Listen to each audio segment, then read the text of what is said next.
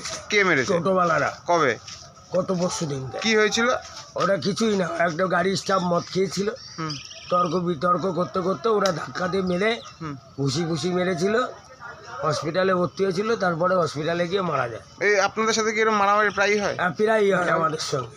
আচ্ছা, এখন বাস স্ট্যান্ডের থেকে টোটো হাঁটাতে হবে, টোটো অটো, এদের সঙ্গে প্রায়ই গন্ডগোল হয়। আর ওই থানায় গিয়ে তৃণমূলের নেতারা মিটিয়ে দিত। এখন কি হয়েছে? এখন ঘটনা হচ্ছে, এখন এই দুষ্কৃতী অ্যারেস্ট না হওয়া পর্যন্ত আমরা গাড়ি চালাই।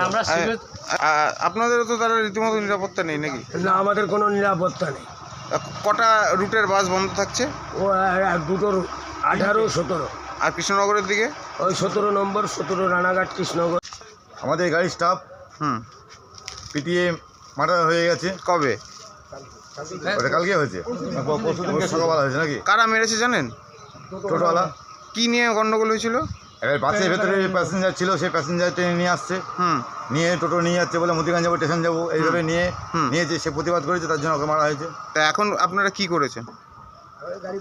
এখন গাড়ি বন্ধ। কোন কোন রুট বন্ধ থাকছে? 17, 18 সব। দত্তগুলিও বন্ধ? দত্তগুলিয়া বন্ধ।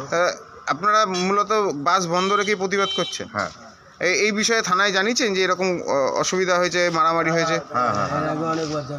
তা এই যে গন্ডগোল হচ্ছে, এখানে কেউ এসে মীমাংসা করে না? না, আসেনি তো এখনো। এর আগে এরকম গন্ডগোল দেখেছে বলে হ্যাঁ করবো এই পর্যন্ত। আপনারা কি নিরাপত্তার অভাব বোধ করছেন? একদম।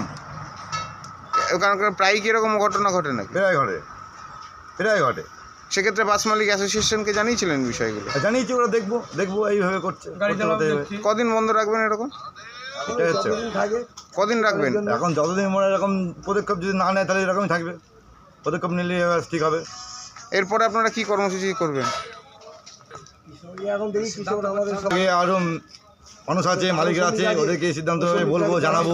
হ্যাঁ, এবারে ওদের কী সিদ্ধান্ত নেয় সেই সিদ্ধান্ত অনুযায়ী কাজ করবো। এই যে যারা মেরেছে তাদেরকে তারা কি এখানেই টোটো চালাতো? হ্যাঁ, এখানেই চালায়। আচ্ছা, তারা তো এখন পলাতক নাকি? তারা পটল।